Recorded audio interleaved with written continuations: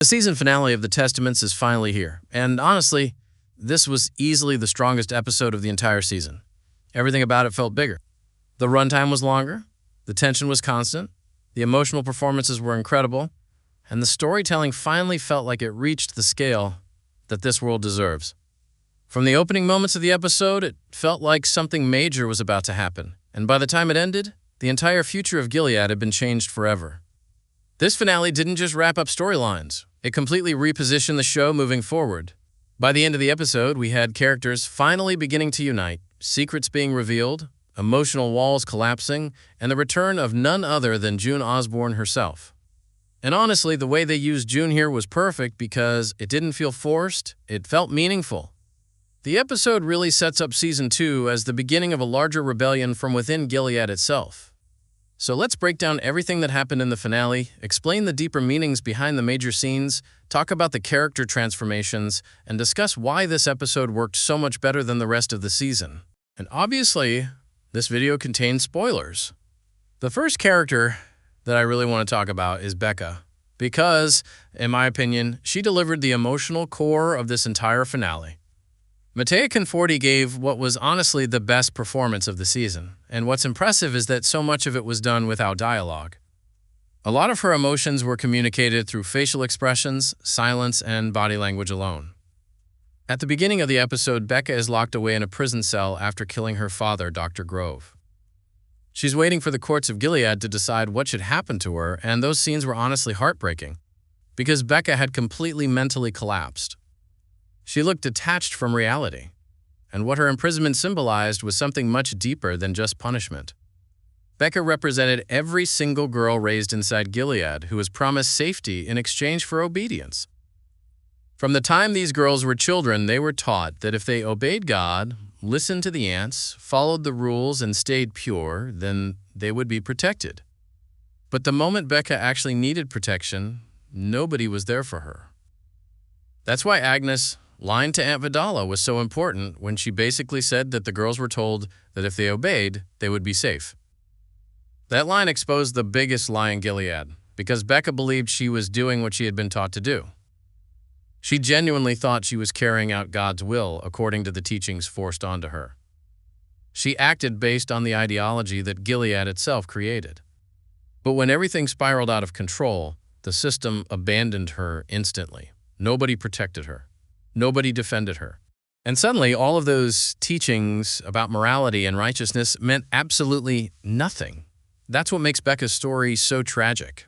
She's a victim of indoctrination. Her entire identity was shaped by fear, repression, and manipulation. And at the same time, she's somebody who has never been allowed to truly be herself. She loves women. She loves Agnes. But in Gilead, even admitting those feelings would make her an enemy of the state. So imagine the psychological damage that creates over years and years of suppression. You can honestly understand why her mind completely shattered by the end of the episode. Another major theme throughout the finale was motherhood, and the lengths mothers are willing to go to for their children. And the episode explored this idea through multiple storylines at once. We saw it with June and her endless determination to find Hannah. We saw it with Aunt Lydia and the girls she believes she's trying to protect. And most tragically, we saw it with Becca's mother. After Becca is released from the prison cell, Aunt Lydia and Aunt Vidala convince Becca's mother to take responsibility for Dr. Grove's death. Becca desperately tries to stop her, but her mother already understands that her own life in Gilead is effectively over anyway. Her husband is dead, her daughter is disgraced, and in the eyes of Gilead, her family has already become corrupted. So in her mind, sacrificing herself is the only remaining way to save Becca. The execution scene was honestly devastating, especially because of how it was edited alongside Becca walking toward her marriage ceremony. Those scenes happening simultaneously weren't accidental. The show was drawing a direct comparison between death and the future Becca was being forced into. Because in many ways, Becca was also being sentenced, not physically, but emotionally and spiritually. The life she once knew was gone forever. Her father was dead. Her mother was about to die for her. She was being forced into a marriage she didn't want, and the person she actually loved could never truly be with her. The wedding sequence itself was one of the saddest moments in the episode because Becca was heavily sedated. She barely even understood what was happening around her. But despite that, there's one small moment where she kisses Agnes, and for a brief second, there's actual happiness on her face. It's probably the only genuine moment of peace she's felt in years. And then immediately afterward, you see that expression change into sadness once reality hits her again. That facial expression told the entire story. For one tiny moment, she felt free enough to express who she really was. And then she remembered where she was. That's why I interpreted Becca's storyline as somebody moving from one prison into another. She may have escaped execution, but she's still trapped inside a life that's suffocating her. By the end of the episode, her parents are gone, her identity is buried, her mental state is broken, and even her own husband seems terrified of her. Becca's future in Season 2 is honestly going to be fascinating, because now she's completely psychologically damaged by Gilead. And as the cracks within the regime begin to grow larger, characters like Becca could become incredibly dangerous to the system itself.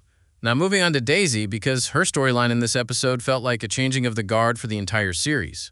Throughout the season, Daisy had been growing increasingly frustrated with Mayday. She felt like they weren't doing enough to actually save the girls trapped inside Gilead. From her perspective, everybody kept talking about resistance, but very little was actually changing. So Daisy decides she's done waiting around. She wants action. And that decision is what ultimately leads to June becoming involved because Daisy starts behaving like a loose cannon that nobody can fully control. When Daisy finally meets June, I loved how the episode didn't make their relationship instantly perfect. They clash constantly. Daisy challenges June, questions her decisions, and almost dismisses the weight of everything June has sacrificed over the years. This is somebody who survived unimaginable trauma, fought against Gilead for years, lost countless people, and carried the burden of resistance almost entirely on her own shoulders. June became hardened because survival forced her to become that way. But underneath all of their arguments, the episode cleverly shows that Daisy and June are actually incredibly similar. Both of them refuse to stand by while innocent girls suffer. Both of them are driven by anger and compassion at the same time. And both of them are willing to risk themselves for others. The difference is that June became isolated over time. She learned to carry everything herself because trusting people often led to loss. Daisy, however, still believes in collective resistance. She believes people need to fight together. That's why Daisy choosing to stay behind at the end of the episode was such an important moment. She doesn't leave with June. She chooses the girls. She chooses the mission. And in doing so, she proves that she truly carries the same spirit that made June legendary in the first place.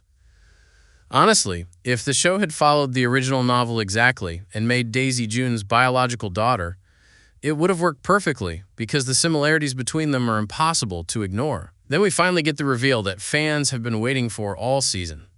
Daisy tells Agnes the truth. Her real name is Hannah, and she met her mother on the outside. That scene completely lived up to expectations because the emotional weight behind it was enormous. Daisy explains to Agnes that June wasn't just another handmaid. She was the handmaid, the woman whose resistance became symbolic to everybody fighting against Gilead. And what makes the scene even more emotional is hearing Daisy describe Hannah as brave, kind, and somebody that everybody admired. June had spent years wondering whether Hannah was safe, whether she remembered her, and whether she was okay. And in that moment, June finally gets confirmation that her daughter survived emotionally. Hannah still has goodness inside her despite everything Gilead has done to her. You can see how proud June feels hearing that. And for Agnes, learning the truth changes everything about how she sees herself. Throughout the entire season, Agnes has been trying to survive within the system. Even when she questioned parts of Gilead, she still largely followed the structure around her because it was the only world she knew. But by the end of the finale, that changes completely. Now she knows who her mother is. Now she knows her real name. Now she understands where she came from. And suddenly, surviving inside Gilead is no longer enough. Now she wants to fight it. One detail that I absolutely loved was Agnes looking through her hidden contraband and finding the old drawing signed Hannah. That moment felt incredibly important because it suggested that parts of her original identity were beginning to return to her. It was almost like dormant memories were starting to reconnect. Gilead tried to erase Hannah and replace her with Agnes. But Hannah never fully disappeared. And that's terrifying for the regime because Gilead survives by controlling identity. The system only works if people forget who they were before. The moment people begin remembering themselves again, Gilead begins losing power over them. Agnes also goes through major emotional pain in this episode because of what happens with Commander Weston. After learning about Dr. Grove and the abuse the girl suffered, Agnes turns to Weston for help. And to his credit, he actually does help free Becca. But then immediately afterward, he calls off their marriage. And the implication there is horrifying because it shows how deeply misogynistic Gilead truly is. Even though Agnes was a victim, Weston now sees her as damaged in the eyes of the system. That's exactly why so many girls stayed silent in the first place. One of the darkest parts of the finale was seeing how Gilead conditioned the girls to believe that speaking out would only make them the guilty ones. And sadly, Weston proves that fear was justified when he abandons Agnes the moment she's connected to scandal. But Commander Mackenzie's reaction shows that cracks are finally forming within Gilead because he clearly doesn't blame her at all. Paula's breakdown was heartbreaking, especially when she blamed Agnes' rebellion on June Osborne. But ironically, she was right. Agnes inherited something from her mother. Not sin, not corruption, but resistance. And by the ending, Agnes is finally beginning to fight back.